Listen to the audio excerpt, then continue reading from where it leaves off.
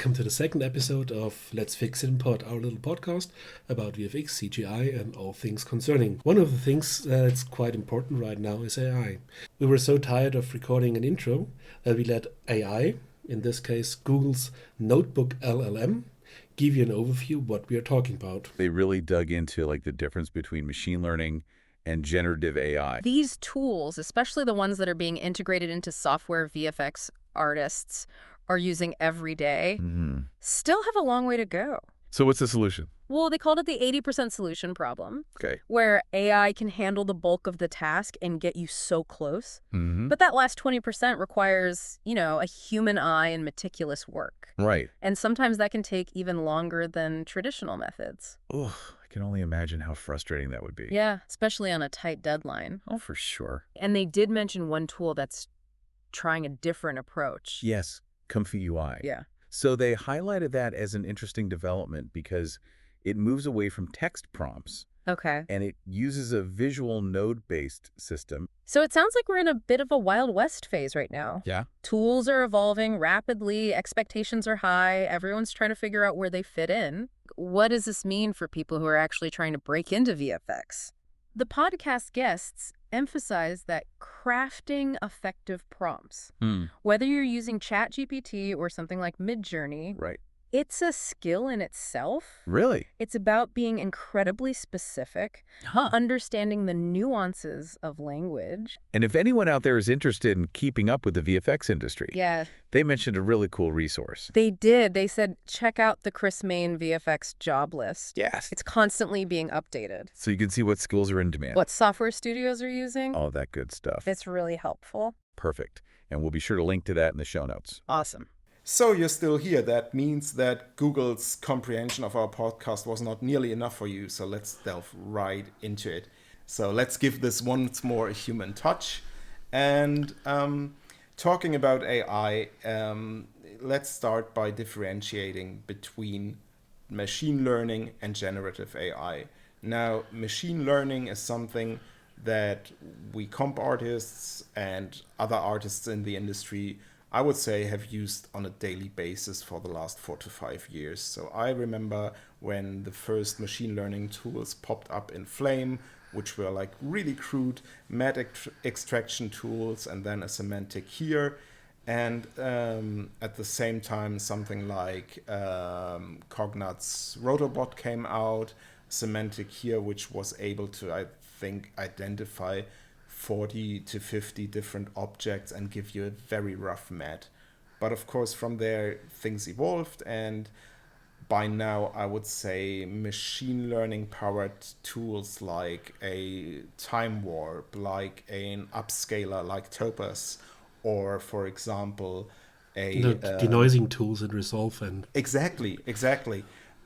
We use that all the time, and it either enhances the quality or speeds up the process, or ideally does both of that. or it does neither when you're trying a new tool and it's been optimized for something different from what you're doing with your footage, which we also see sometimes. True, these things are really dependent on the image sets that these models were trained with. So for example, I mentioned the human face extraction, and the very first versions of those, they were based on, I think, public 3D libraries of human faces, and the results were accordingly. It was not a real human face that was used for the training, and well, there you go. But the things evolved, and nowadays we've got a lot more stuff. In the last episode, you told us, for example, about electric sheep. So tools like that are getting there. However, what I hear from a lot of artists, and myself included, I still have a problem with a lot of these, especially with the integrated tools, not with the standalone solutions, but with the integrated tools. You really don't have that much control over the input. So basically, these tools come with 3 or 4 parameters that you can adjust if you're lucky, and then you feed that in there, and something happens inside the black box, and then you get an image sequence out. And the idea behind Resolve, behind Nuke, behind Flame is that you can control every aspect of the image and every aspect of every tool you use on that image. So that's quite a big problem there. But I think in a couple of generations, these things will either open up or will be developed in a way that you as the user can retrain it on your actual footage, on your pipeline. It's funny that you mentioned those two aspects, the online aspect and the personal training. So if you take a look, for example, at Nuke's Copycat, it does exactly that. You feed it in comparable images which have got the source footage and the retouched image or matted image as a reference. And you do that for a couple of images, 5, 6, sometimes more, sometimes less, depends. And then you train your own very individual TensorNet for that, your very own machine learning tool inside of Nuke. And what I find really interesting about this approach is that you don't prompt something, or you don't have to fight with 3 or 4 parameters. Instead, they chose a very visual approach, how you feed that training data into that, and by that build your tool.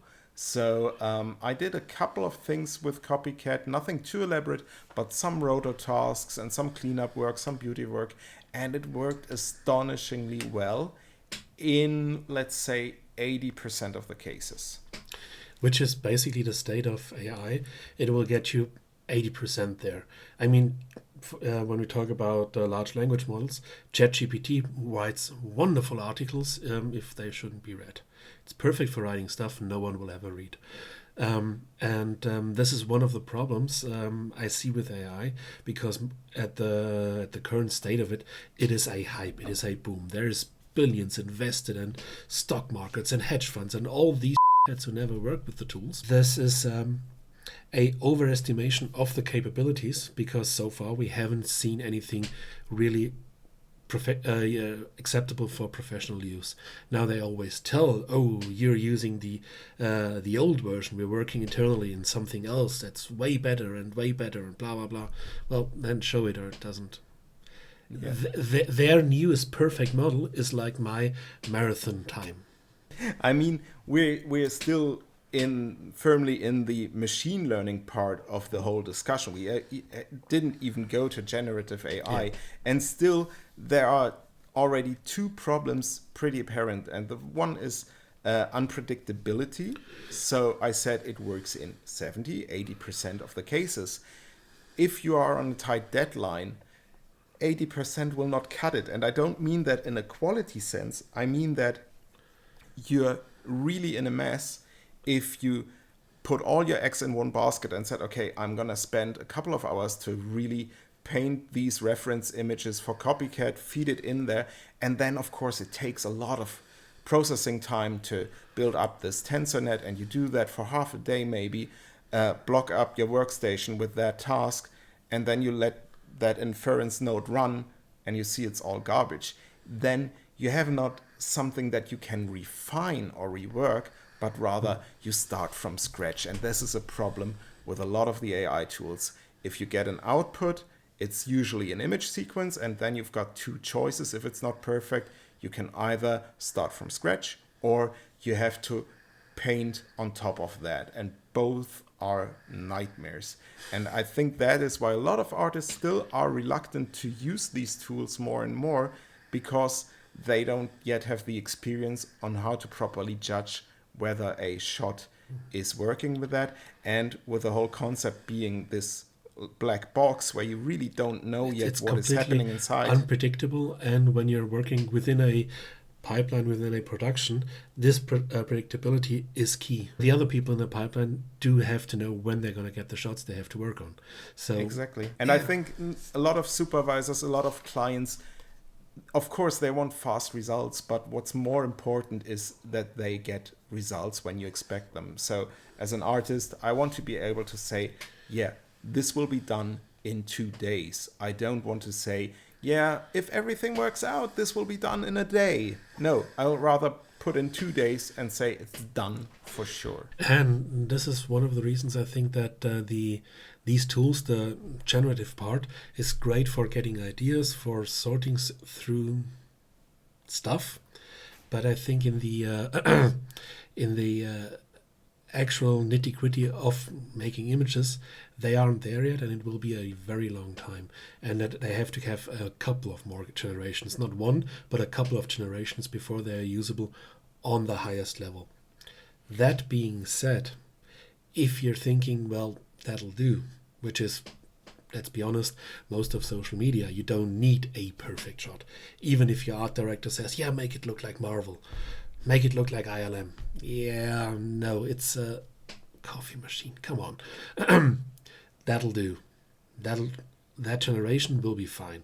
And we see a couple of tools who get to that point quite easily, quite cheaply. And this is also something I want to talk about, because I don't think it's going to be practically free, which is by now, because what we're seeing is from the large companies who run the large data centers, who do all the computing. They aren't happy with their results. The uptake is not as big as they hoped, and a great many tool sets where you thought, oh, this is going to be great.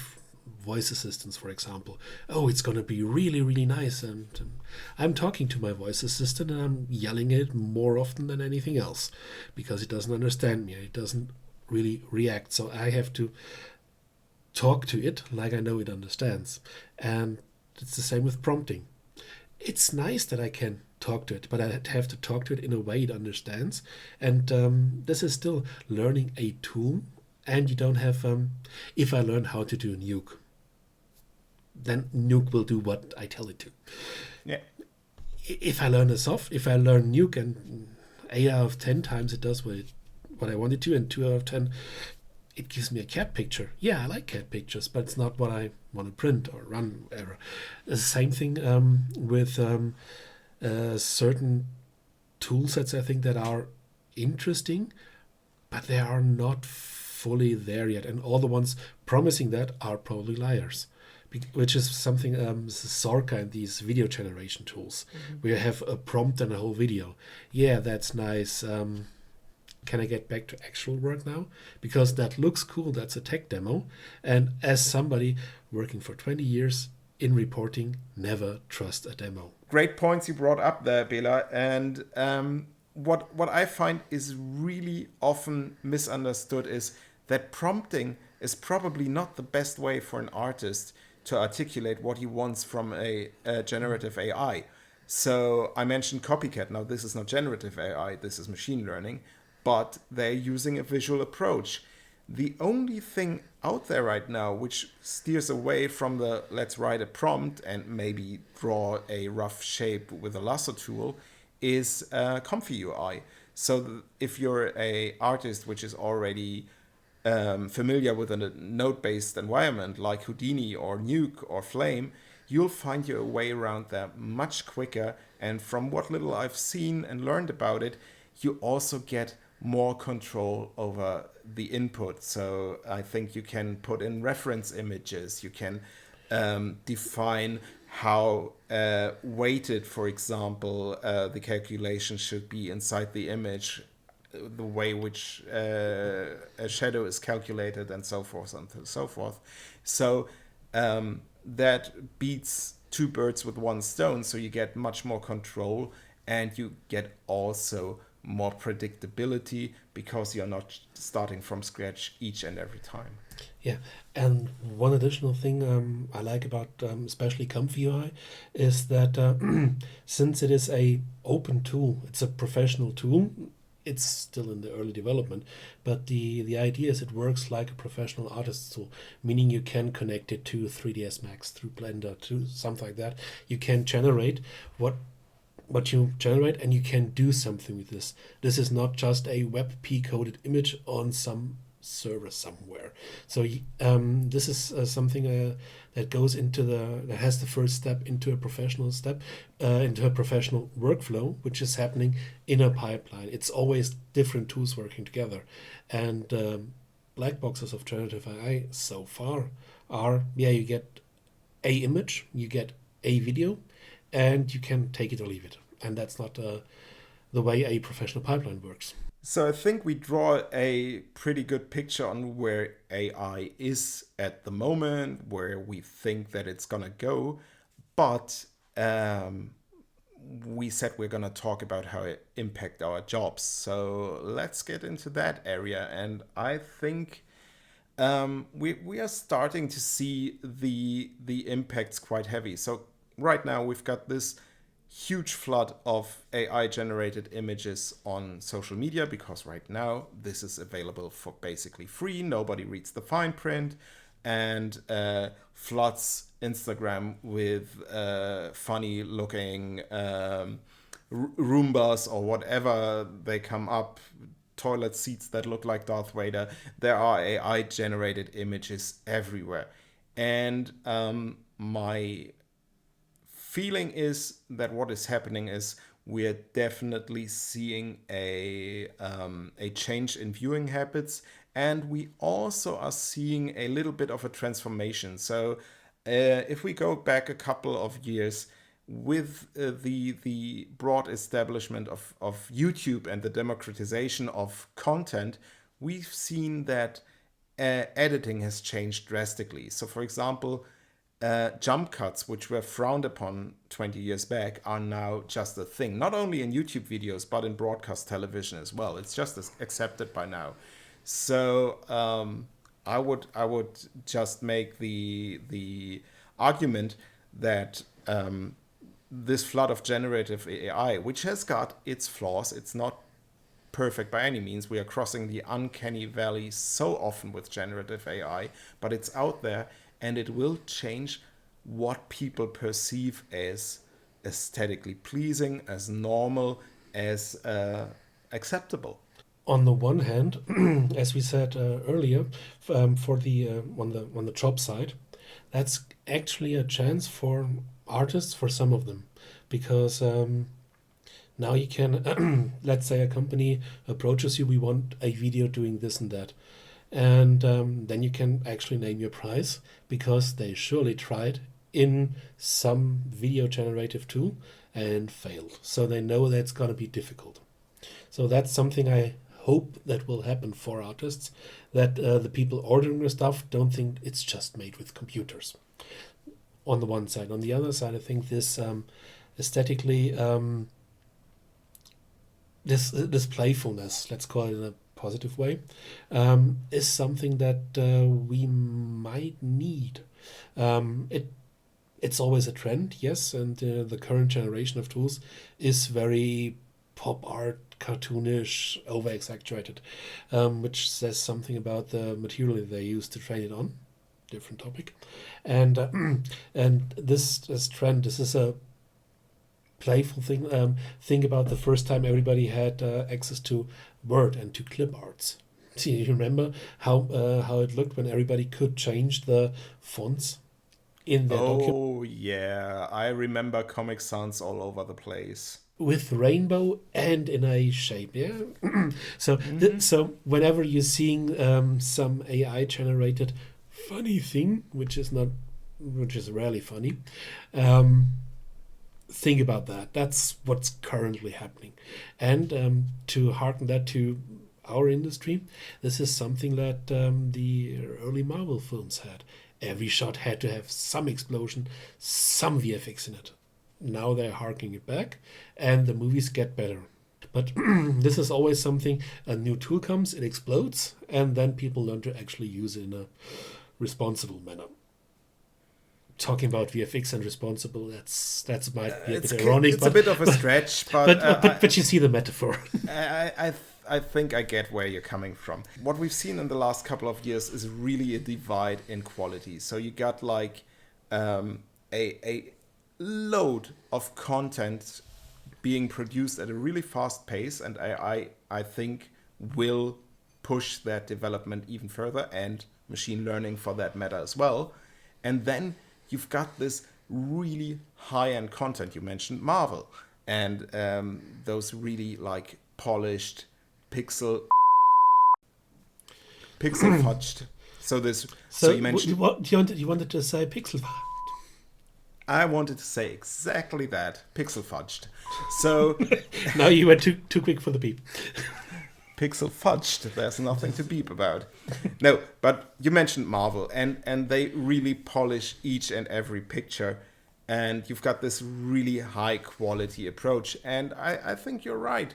AI is not ready for that and will take a very, very long time to come to that level and be as customizable, as iterative as it would need to be used in that kind of content. But for all the rest, all the bread and butter work that has become scarcer and scarcer and scarcer over the last couple of years, I feel this will diminish completely, and we'll have a little bit of a shrinking down, and things will really focus in on the high-end stuff. So basically cinema and episodics for streamers and maybe some major broadcasters. And apart from that, high-profile commercials. What I think that we're gonna see with the the YouTube space, I think they are gonna grow into the role of what currently is broadcasting. So quick, acceptable quality, and acceptable is not bad. It's just not ILM. Quick turnaround, a lot of content being pushed out. Sometimes with the playfulness and the exception. If you don't like it, then we're not going to do this. This is a playground for creatives right now, and their aesthetic sense is currently changing differently. And this is something that's gonna change, and we're seeing that change right now. That's happening as we speak, basically. And but I think for the high-end VFX people, that's also a chance, because as let's say if you would go to a YouTube broadcasting company, you would bring a expertise in image quality in pipeline that they don't have, and they could do their stuff for many years and never get to that point. You're absolutely right. If you, I like hearing that. This is really a huge divide, and there's basically no connection between the traditional way of VFX and this whole new emerging YouTube social media realm. Those are completely apart. We're using the same tools in some cases, yes. some cases, but the approach is completely different. I'm talking to people who do editing, camera, all that stuff, all on their own. Multidisciplinary people, in contrast to the very specialized people in our industry, where you've got some guys who are just good at, and really good at, making water or fire. And shading artists. This is not exactly something that just one guy does. There are many of those. Exactly. So I think, but you identified a very good spot, and that is for the generalist. So people who've got all these experience with a certain quality control, with a certain eye for detail, can apply themselves very well in this new economy. I think you're pretty spot on there. But it brings up another topic, which if they can learn not to be the old silverback, because this is something that the YouTube generation learned. Oh, there's this old guy telling us we're doing it all wrong, and he has 5 viewers and we have 5 million. So this is going to be a challenge to transfer that knowledge into the next generation. Absolutely. But talking about knowledge transfer, one thing where I think AI will have a bigger impact than most people expect is education. So hear me out on this one. I think when people start in the industry, they usually get all the grunt work. So let's talk roto, let's talk shot prepping, let's talk cleanup work. Those are tasks. We've seen all of those move away to Asia in the last couple of years. And it really puts senior artists in a tough spot if they want to educate somebody, because they don't have simpler tasks or more mundane tasks to give to junior artists. So if you're starting out now, you don't have the training wheels to really get started, because roto work is not fun, but it really teaches you a lot about how to dissect an image, how to judge movement, how to animate. All those qualities come along by doing a couple of grunt work tasks, and you can apply yourself at the same time. And with that is everybody needs to learn how to work in some way. When you're thinking, I want to do this job, I'm going to do, and then you have to learn how to pace yourself, how to develop a visual language, how to do the unfun part of the funny job, where it's naming reels and thinking about how do I order this, things like that. This is you learn through grunt work. But let's be honest, there's very few studios left to do that by themselves, and all of them are moaning that they don't get any good artists anymore because they aren't training people. And AI will fast track this problem. But there is also a change happening at an even earlier stage. So imagine you're this little kid, 15, 16 years old, and you're really into films and you want to make your own film. So the way you started out a couple of years back was you probably got your phone, tried to film a little bit of shots, filmed and played around with lighting and did something here and there. And you basically got creative by constraint because you didn't have a big budget yet.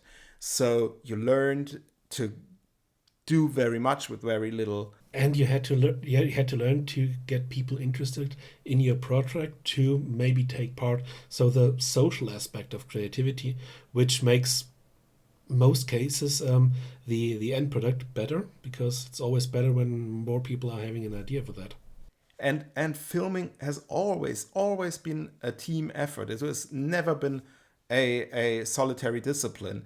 And this is starting to change because nowadays this kid can instead call up Midjourney or Stable Diffusion, teach himself or herself how to prompt, and then get a moving image out of that. So the positive spin on that would be, okay, this is really democratizing filmmaking because now this kid can just follow his idea without the constraint of budget or any additional hurdles or barriers.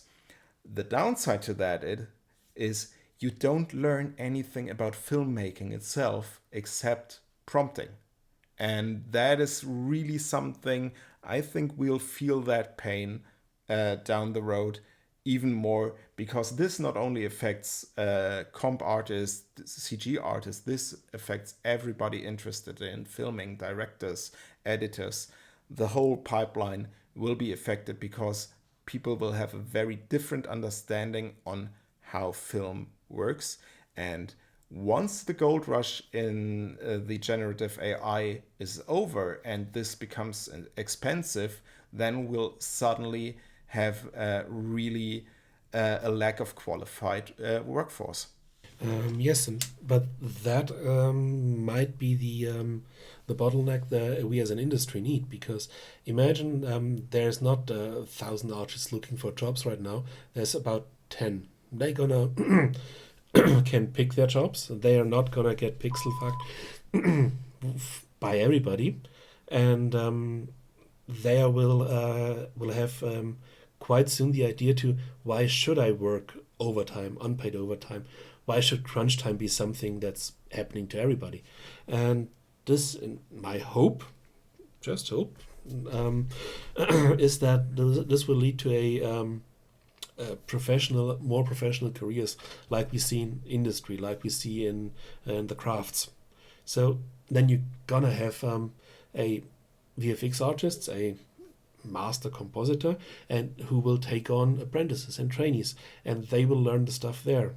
But this will be a actual training, a apprenticeship in some way, and this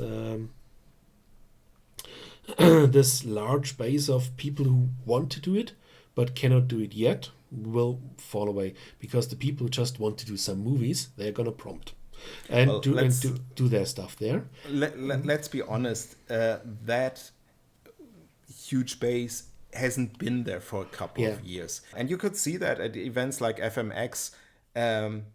VFX are not that appreciated anymore. People are going into gaming or straight into developing AI because also they feel the gold rush. And I think this is something we need to talk about is right now, all the companies putting AI out there are fighting for dominance. We're really in a Napster phase, so to speak. This is before anything gets monetized.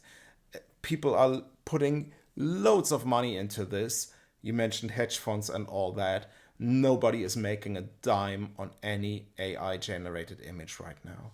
And with the Napster phase of of AI development, yes, that's probably the correct way to describe it. But the people who putting billions in that know very well that they don't want to go to the iTunes phase or the Zune phase. If you're a Windows user, they want to go straight to the Spotify phase. So subscription-based stuff, always revenue, and closed gardens. So the problem with that is most of these companies will die or will buy out each other. That's pretty much given. And they're just pokering who has the biggest budget to swallow the others. The problem with that is once you have these walled gardens, the tools we are training with our stuff right now will not be accessible to us anymore. And the big companies have a problem with training data as is, because the few companies who have a ton of data, stuff like Springer, Reed Elsevier, companies like that who trade in information and content for forever, basically, they don't let any AI scraper in there. Rightly so. So the thing is, I think the next step we're going to see is the private AI, the stuff you use yourself as an artist, because you don't want OpenAI or whatever they're called, or Claude or whatever, to scrape your stuff, because it's your stuff and you don't see a dime for it, and you don't even get credits back or something. It's just gone. On the one hand, and on the other hand, with the lack of development we've seen with the large tools, that they don't develop for VFX artists or movie making in general. They have some clippy thingies, and yeah, that's nice and okay. Some companies do tools, machine learning tools based on these technologies, but it's not that many. And if you really think I'm going to be a one-man show in 15 years, ChatGPT and Sora ain't going to do it. Yeah. And so I think that the trend will go either that the software companies, the Autodesks, the Adobes, the side effects, the Blackmagics, they will develop their own AIs who do the interesting new step for VFX work, which would be a new way to interact with their software, with the color science and the decades of knowledge about images and manipulation of pixels and polygons and stuff like that, how that interaction will move forward, which I hope will be interesting. On the other hand, when you said that we're losing the a current generation from VFX work to games to entrepreneurship, that's something that we as an industry wanted, because everybody for years was complaining, oh, it's so much work, we don't get any respect, we don't get we get pissed on by every director, and every third-rate actor can talk at length about what he's doing, even if it's just falling over in the background, and the 10,000 people who made the movie what it is don't get any credit at all. Mm-hmm. And you have to fight to get a text mention at the end of the movie, after the set catering, after the lawyer, after the assistant of the assistant of the assistant. So this has been a problem for many years, and now we see the results. And I think many young people who had the ability and the both the brains and the creativity and the endurance to do that have learned by now, no, don't do that, because that's going to be in a bottle while being pixel. I love this beep button. I love it. Yeah, you're taking big advantage of it. I'm going to see that as a serious regular on this show. Yeah, I think there's a glimmer of hope for us here. I think we really see. I think, to be honest, the shrinking of the industry that we are seeing down is not only due to AI. This has been a storm in the making for years. So we had suffered from the same gold rush with the streaming services, which exploded, then fast tracked by COVID. And now people suddenly realize, oh, we actually want to earn money with these streaming services. Maybe we shouldn't spend a beep load of money on each and every new show with huge budgets. So this is getting shrunk down. Then we've got the lack of qualified workforce as we speak, and all the changes in the industry culminate to us shrinking down over the years. So yeah, I think there is a glimmer of hope that we'll get through this, because there will always be this niche for seasoned artists and who strive for really great pictures. And this is something that AI will not be able to do in the foreseeable future. And if it can someday, it will be pretty expensive to do so. And it'll be probably cheaper to hire a human being for that. Yeah, because as we've seen over the last couple of years, the only winner in all these trends is NVIDIA. They made the crypto cards, they made the NFT cards, now they're making the AI cards.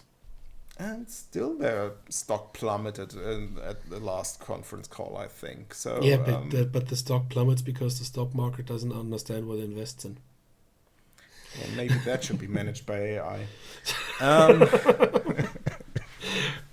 So let's sum that up, that artificial intelligence is still no match for human stupidity, especially of the financial kind. Especially. So, but this is just the two of us talking. Let's bring in another perspective. And I think we use the term black box quite a lot in this talk. And what is a special black box for a lot of us is the mind of our clients. So why not bring one in who can tell us how AI is perceived on the client side? And when I say client, I mean commercial clients. So usually the guys who change their minds all the time. So let's see how Benjamin Wild, creative director, thinks about AI in his day and age. Hey, Benny, thanks for being part of the show. Really great to have you here. And would you be so kind, give us a brief introduction on how you actually got into this great industry? First, thanks for having me. Nice to be part of this. Well, where should we start? I studied in Cologne on the School of Media Arts, which is kind of a special university where designers, artists, and filmmakers work together most of the time. And so it's a very free-spirited university. First of all, that was the starting point. And then you finish your studies, and then you think, shit, I gotta get a job, I gotta pay rent, and I'm not a good artist, so what can I do? And then you start an internship at an advertising agency in Düsseldorf, and you really start to like it. You think the people are great, you think the people have the same mindset as you have, you are interested in art, but you're also interested in design, you have a similar taste for music and everything, and suddenly you feel like home, and work doesn't feel like work, and that's kind of how it started. And from Düsseldorf, it went to Hamburg, to Jung von Matt, and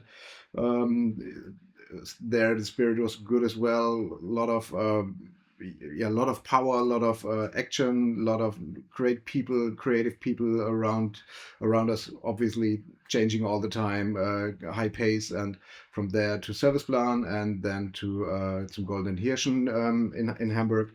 And from there, I took a step back to a little bit more relaxed life and moved to Karlsruhe. And now I'm working for almost 7 years in an agency called Raumkontakt.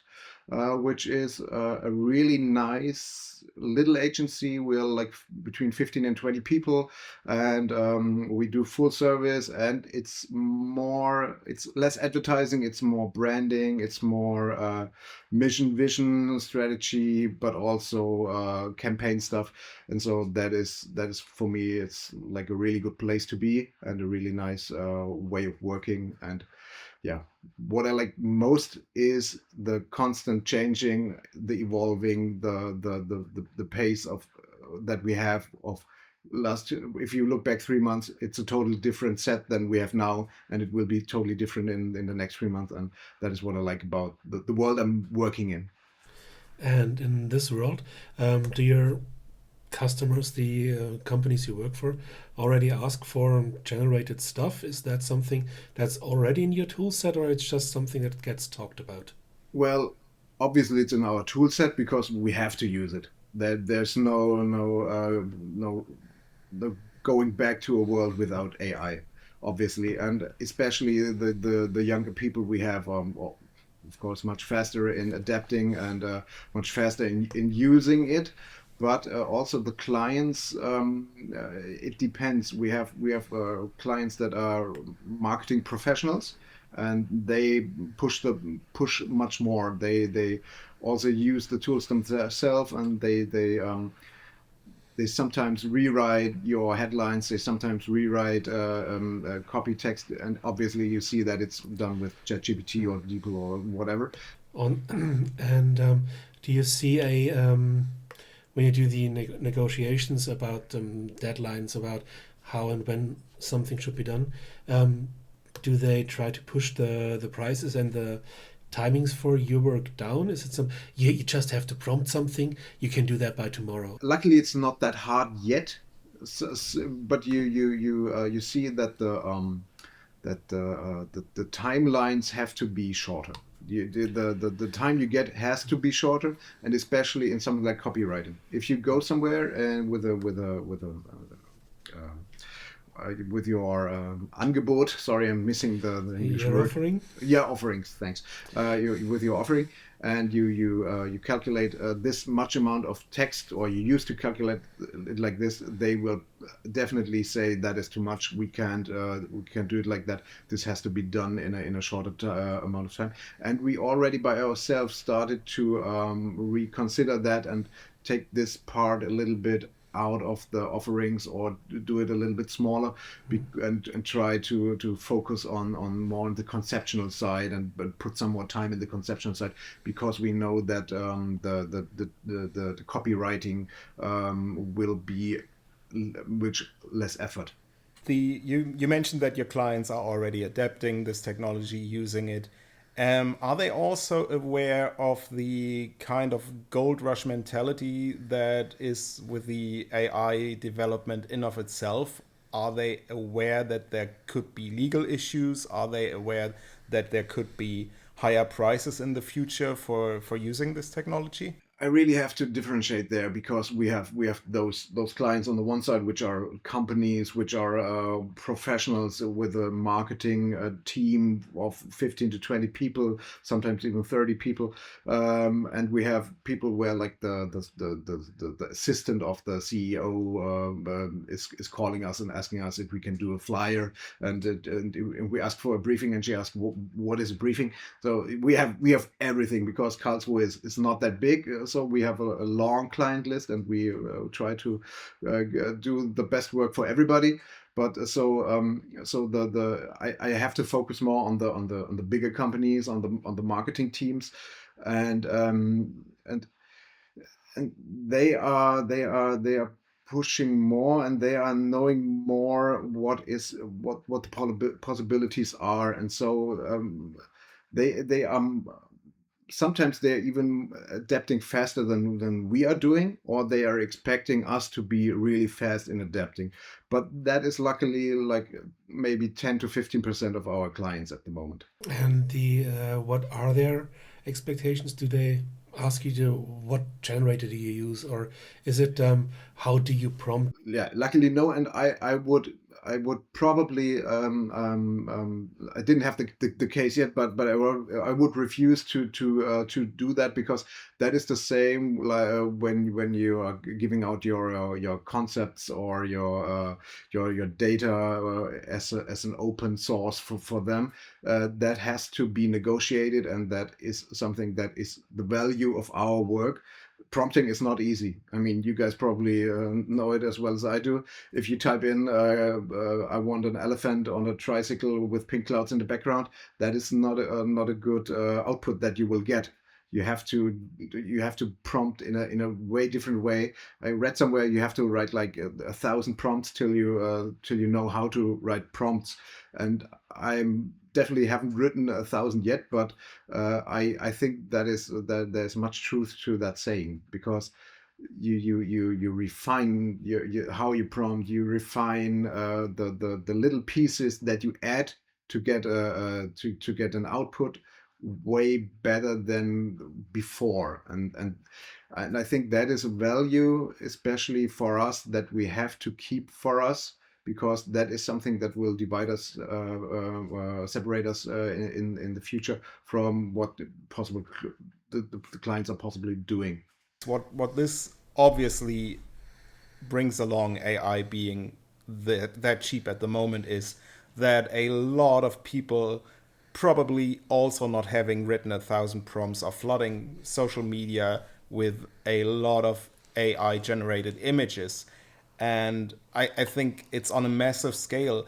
Do you have a stake on whether this will change viewing habits with our general audience, with the public? Would they accept, let's say, a different quality bar in the future? Will Yes. it be a shitstorm when the CEO has 7 fingers? I guess it won't be a shitstorm, but it will be laughing material. So it will be a meme, or it will be it won't be a shitstorm, but it will be like, hey, sorry, you're a Fortune 500 company. You should know better. You should do better. You should be better. So I think quality will be still held up. I think quality will never go away. Obviously, aesthetics are changing already. We used to have for a long time those editorial aesthetics where everything had to be like lifelike, everything had to be like a snapshot without any post-production, without any real lighting in or setup. It was always like, I got a guy with a camera and he made some click click, and this is the photo we got. So that was the aesthetic we were using for a long time. And now with the aesthetics that Firefly, Midjourney are giving us, it's much more saturated, it's much more crisp, it's much more over sharpened, it's much more contrast, and like candy lands and everything, and that is already coming back into the aesthetics. And so I think it's always in waves. We used to have this really groundy, edgy visuals, and now we are back to fantasy land, and in a few years we will be going back again down the slope to a more realistic world. And I think that is just a normal way of things going. But I think that the quality always has to be good, and bad quality will always be there, and it will always be in social media, but it will also be forgotten as fast as you saw it.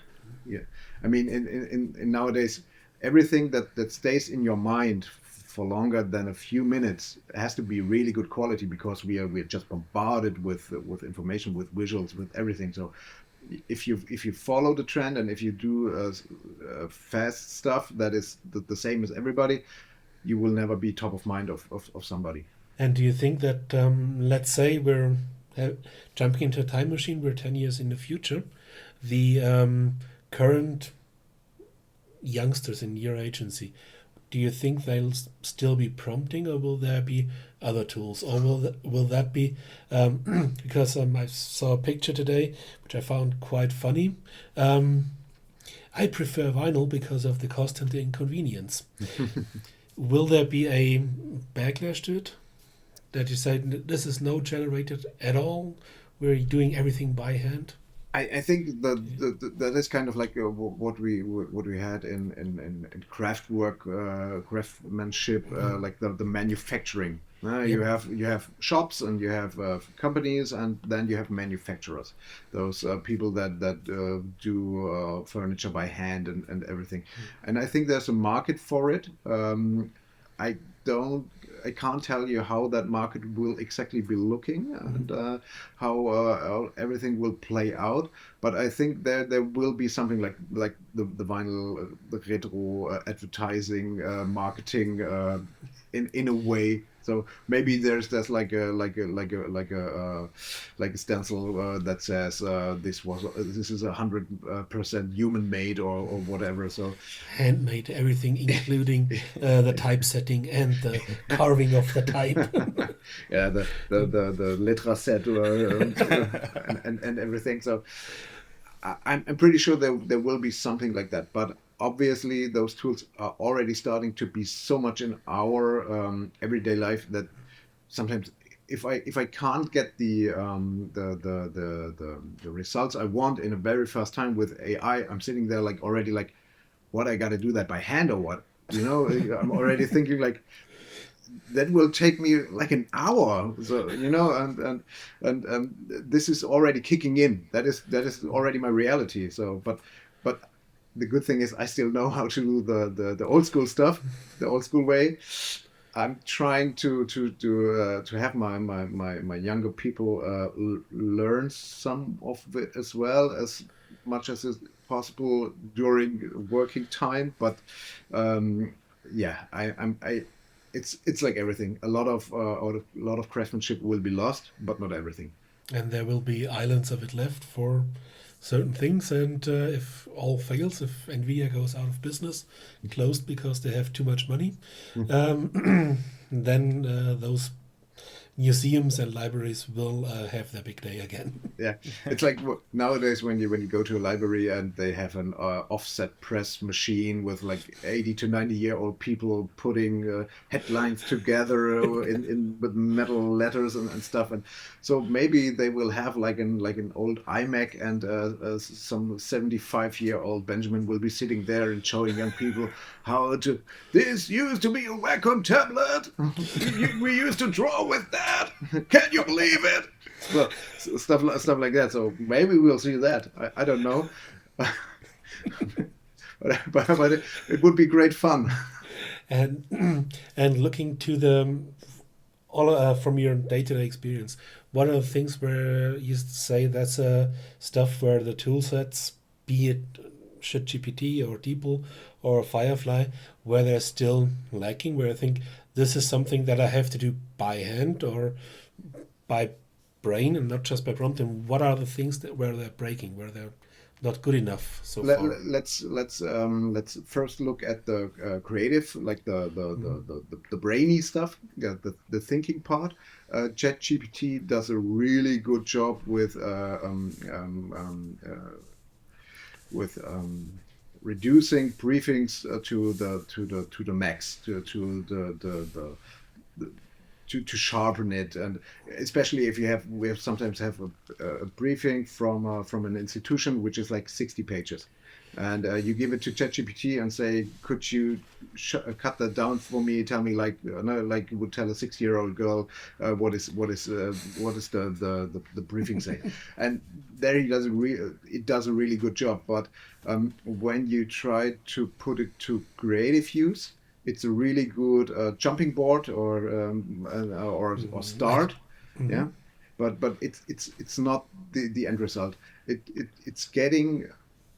Sometimes it's getting really close to really good result, but still you have to adjust. You have to put the levers up and down and to the left and to the right, and you have to really work out the specialties. But overall, if you give me a concept, there's already so much that you can use, and that is already really good on brief. For example, working for the city of Karlsruhe. You have different areas that are more to the people, more to the institutions, more to the economy. And if you ask ChatGPT to have a campaign for all of them, it gives you already divided to the target groups information, like to the people you make a festivity, you make this, you make that. To the economy, you make like a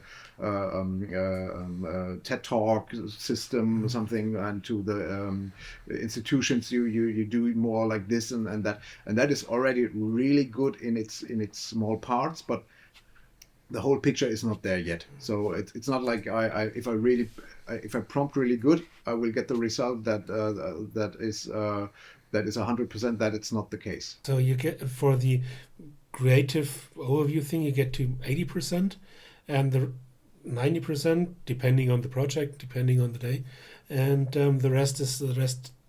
The 10% have to be really thought out. If you see it in a football perspective, you have the ball already in the box, and you just have to score. But you still need somebody that is inside the box and who will shoot the ball, that it's going into the goal and not to the left or to the right or up or down or something, or into the arms of the goalkeeper. So you still have to score. But you already are in a really good position that you can score easily. One thing that really interests me is you mentioned at the beginning that you originally studied arts, and I know that you're doing some arts on the side for yourself. How do you feel about them potentially being used by AI to generate something different? I'm kind of biased because obviously I don't want to give my art away for free. I don't want to give my stuff away. I'm not so deep in it. I'm not making a living on it. It's just fun for me. So I'll put it out there. I don't even try to sell anything. It's just a fun side project, and so that is not that of a problem for me. And as somebody who's ripping off art and design and also private pictures for pitch presentations, whatever you can find on Google Images, I really have to shut my mouth if I say I don't want it like that, because there's so many people running around on this planet who don't know that they have been in a pitch of a Bildzeitung or in a picture of a Bildzeitung pitch because they were sitting on the couch in the right way and had their picture on Google on one of the first pages like that. So there, I really, obviously, people out there, it's all for internal usage. We would never use something like that for external. That is obviously because there are laws, and there are good laws. But so I don't have that much of a problem with AI checking my stuff and learning from my stuff, because also I'm an AI user, and You get something out of it. I gain by using AI. But we have one young girl who's not an intern, but the German word Azubi. So she's trainee. Thank you. Oh my God, she's a trainee, and she's extremely high skilled in illustrating. She's really, really high skilled. I've probably never met somebody who's that skilled in illustration, and she took down everything online because she said it's one of her sources for creation. It's one of her sources for maybe income one day, and she doesn't want to be training AI with that, and I can totally understand that. Well, thank you very much for all those insights, Benny. It's something we sitting in front of our workstations usually don't get. So thanks for being a part of the show, and see you around. Yeah, thanks again for having me. Have a good time, and see you soon, guys. Well, this was certainly an interesting perspective coming from a agency creative director's point of view. But now let's move on to the current affairs section. I wouldn't really call it news this time because there hasn't happened that much, but I think at least a little bit happened in the world of VFX, didn't Bela? Yeah, there's been a few minor things with the big softwares. There's new capsules for the Max on Cinema 4D. There is a couple of brushes, and the Autodesk tools got also minor updates and bug fixes. The big thing, in my opinion, from a publishing perspective, is the release of Inkscape 1.4. That software is 20 years old, and if you don't know Inkscape, it is basically an open source alternative to the Illustrator and InDesign world. Have a look at it, have a play around with it. If you need something small for vector graphics, it's a quite easy to use product. But the big news was the Adobe MAX. As we are recording this, the big Adobe MAX event is just running for 2 days, and we've just got the first things in. We could have a little play around with some of the new tools that are coming out, and the only one I actually tried, was the new Premiere, which has a couple of quite interesting and useful AI functions. We've been talking about this for now and by now, and this is a bit machine learning, it's a bit generative AI, it's in the middle. And one thing I had to play around with is you get your usual timeline, you put in your clips, and you see that with the pacing and the voiceover and stuff, you need a second or two more on one clip. So you can just drag that on until it fits, and it generates additional video content by magic. What would you say, what kind of quality could you expect from that? The stuff I tested, cat videos obviously, it's good enough for broadcast. It's not high-end cinema. I don't think RiseFX or Framestore or something will use it anytime soon. But for a documentary, for news footage, for sports footage, stuff like that, perfectly fine. I wouldn't overuse it, but it's usable. So if it's in Premiere, we can expect a lot of offlines where we then have to magically extend clips in the VFX department in the future. Probably. The new also this includes audio. So if you have, for example, a nature shot, it can generate a bit more of ambience, wood noises, whatever. That's certainly helpful. I remember a couple of things I did where a second more would have been great. I tried, obviously, to go from a 10-second clip to a 5-minute clip. That doesn't work.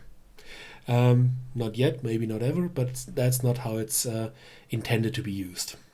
It's just to get you that little bit at the end or at the beginning where you need it for a proper pacing. So that's that, and I really like it, and I see it's quite useful. And as usual with Adobe, who, in case you've forgotten, they own, or they bought Fotolia and other stock things. They have a legally safe generative model, so you can actually use the stuff. So this is all based on the Firefly technology? Exactly. It is Firefly that talks to Premiere, and it analyzes stuff. It still sends frames around onto the cloud because the matching of the things. But yeah, you can use that, and it's fine. It's perfectly fine. Another thing you might have forgotten that Adobe bought is the Substance suite of tools, and they introduced something new in beta so far, and hard beta. Not we're going to release this in a couple of weeks, but here we have something. Let's see if it's useful for you, and which is a more or less universal 3D viewer. The idea is that it's basically an importer where you can open 70 different formats so far. Might be more in the future, we don't know yet. And it goes from the standards, the FBXs, the OBJs, the USDs, over to the Substance files. What a surprise. And it goes further to the CAD/CAM files, the engineering stuff, which is the idea is for that to be the importer for 3D in Photoshop. So imagine you're doing anything in Photoshop. You can get a 3D file in, you can rotate it, scale it up, down, whatever, and work with that in Photoshop. Or if the the pipeline gets extended towards Premiere, towards After Effects, you can, for example, do the illustrations for technical stuff also in Adobe. You don't have to convert from this to that, but that's going to be a connection into that workflow. Do I have any way of changing the object that I view in any way inside the viewer? As far as I know, you can scale it up and down completely. So you can scale the object, but you can scale up and down different parts. And to be fair, it is a very early beta, and the official communication by the Adobe Substance team is, guys, we're trying this. Do you like this? Can you use this? Should we work on this? And now for the next couple of months, it's up to the users to give it a try, see if it works, and give them feedback. Yeah, so that's that with Adobe MAX, which is currently running as we're recording this. So maybe they're going to show something interesting tomorrow, or they have new betas. We'll see. It's not like we're drinking the Kool-Aid, but they're doing something interesting. Talking about interesting things, we got something really interesting in the mail, and that is the Logitech MX Creative Console. Now, that is a control surface, and we talked about control surfaces in our very first show quite a lot. We also talked about the Loop Deck.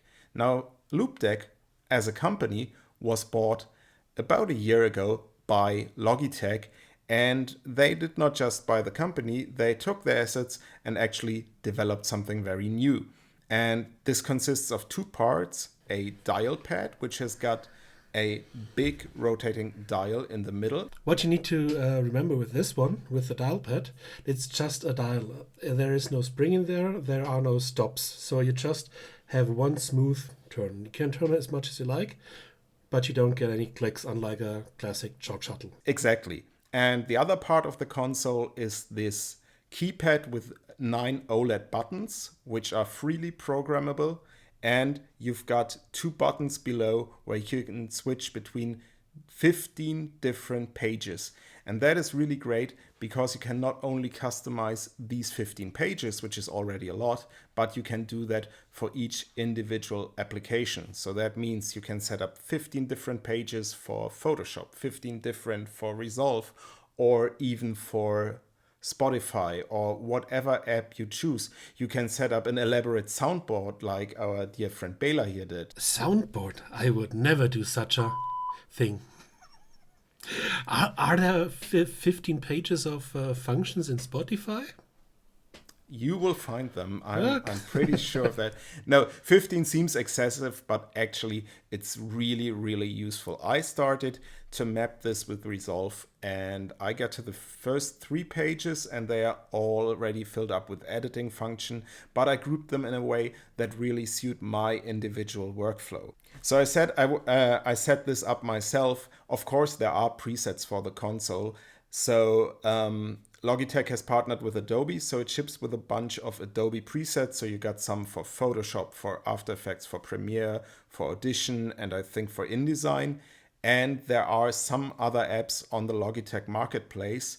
It's not too many at the moment, but having that marketplace is a good sign because the Loop Deck had something very similar, and that was a really growing, thriving community with a lot of different applications being available there, either for free or for purchase as a preset.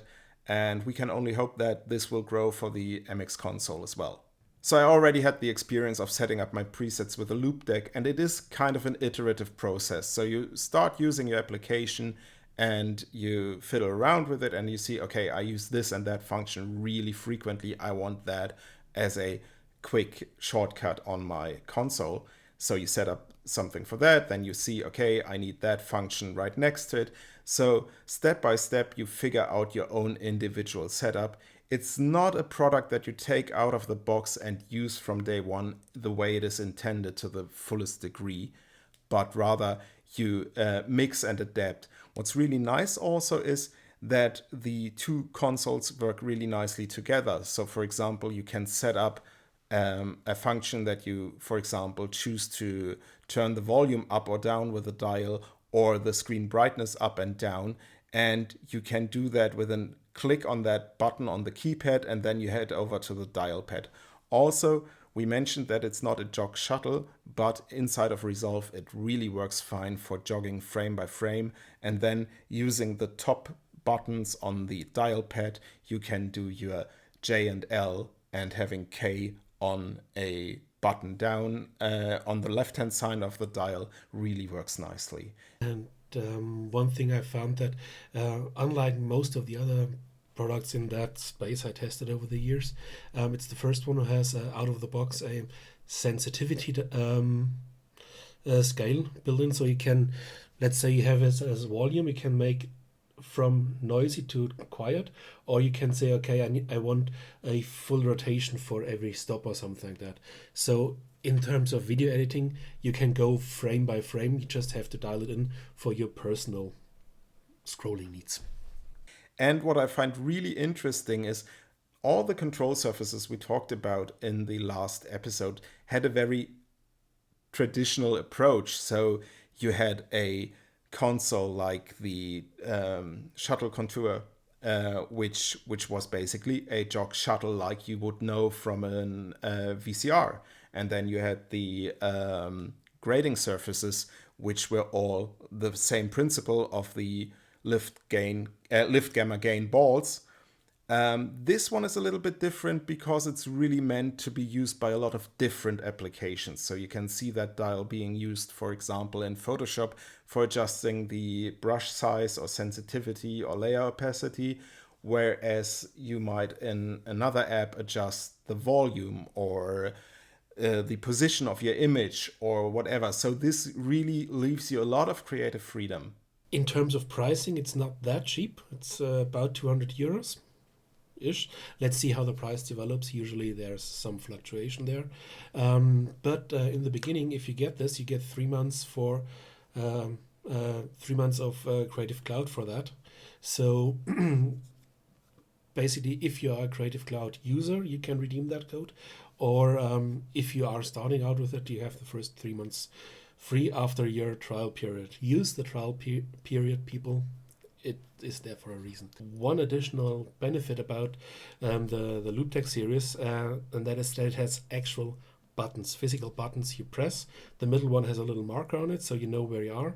So as we talked in, Christoph told us in the last episode about the quantum and the haptic feedback of these control surfaces, you have that again. So once you know your settings are how you like them, you're not going to look at them anymore because it's just going to be, the one to the left, the one to the middle, whatever. And that's going to really speed up your workflow. And you don't have to look away from the screen anymore. Also, we should mention this has got a really small footprint on your desk. It's not like a huge control surface. This is really, I think each console is about, I would say 8 by 8 centimeters, something like that. And it comes with a stand, so you can tilt it upwards, which is especially nice in the beginning. And I think it's really flexible, and I will for sure play around for quite some time with this until I've got it properly configured. So Bela, we talked the whole episode about how AI will influence our jobs, and we also established that this will definitely have an impact on our industry. But I hear you've got a nice little life hack for our listeners and viewers on how they might find their next job posting. Well, I don't have a life hack. It's a list, a hero amongst men, a walking legend called Chris Mayne is maintaining a list of job openings, and he's been doing that for a couple of years by now. I've published the link to this Google Doc, which is there's new stuff every day, and I published this a couple of times, and people still call me, do you know of any jobs? I always know so many jobs. No, I just remembered to bookmark this list, and I can highly recommend you do as well. It is just a Google Doc sheet with currently about 1,000 jobs in it, going from a couple of featured ones where the company pays for it, and then there's the most recent ones that are marked orange, and then there's the usual ones marked in white. All jobs are with the name of the studio, so you know who you're going to be talking to, the city, the country, the job title, the date, the experience level, and a lot of jobs have a quick descriptions what software or programs are required or preferred. So you can just look in that, oh, they're looking for a SpeedTree professional or for a Python professional or Unreal or whatever, or you can even look for Nuke or something like that. This looks like a far superior way of finding your new job rather than posting open to work on LinkedIn or hanging around different social media sites. So big kudos to Chris for maintaining the site. And we should mention that if you find this useful, he's accepting donations via PayPal, but this is a free service. Yes, donations appreciated, and he's certainly earning that. And another thing which I've seen with a couple of people I a little bit mentored over the years who find jobs to that, usually, if you want to work for a specific studio, game studio company, this is an excellent resource to know what they're actually using. Because if you're a student, if you just finished your studies, oh, I want to work for Ubisoft or Framestore or whatever. Both of them are in this list quite often. So then you don't have to talk to a HR person. Yeah, I know Unreal. Do you need that? And then the HR person says, what's Unreal? Because that's not their expertise. And this can give you a great overview what they're currently using. And a really good indication what pipeline you're getting into. Also, with the state of the world being what it is marked if it's on-site, hybrid, or remote. So if there's a company you always thought I wanted to work for them, and you're sitting somewhere completely different, maybe they accept remote people. Give it a try, and bookmark this. Bela, be assured, this has already earned a prime spot in my favorites list. It's bookmarked there. I hope we didn't depress you that much with our gloomy views of the future, but there's a reason to look up, and things can only get better, as they say. So thank you for listening. Have fun with the list and the tools we presented. And if it works out for you, let us know. And we'll see you next time. Yeah, if you want to listen to us audio only, you can do that on Apple Podcasts, Spotify, and Amazon Music. And if you also want to see these lovely faces, then head on over to YouTube, where you can find us on Let's Fix It in Pod. Until next time, bye-bye. Bye.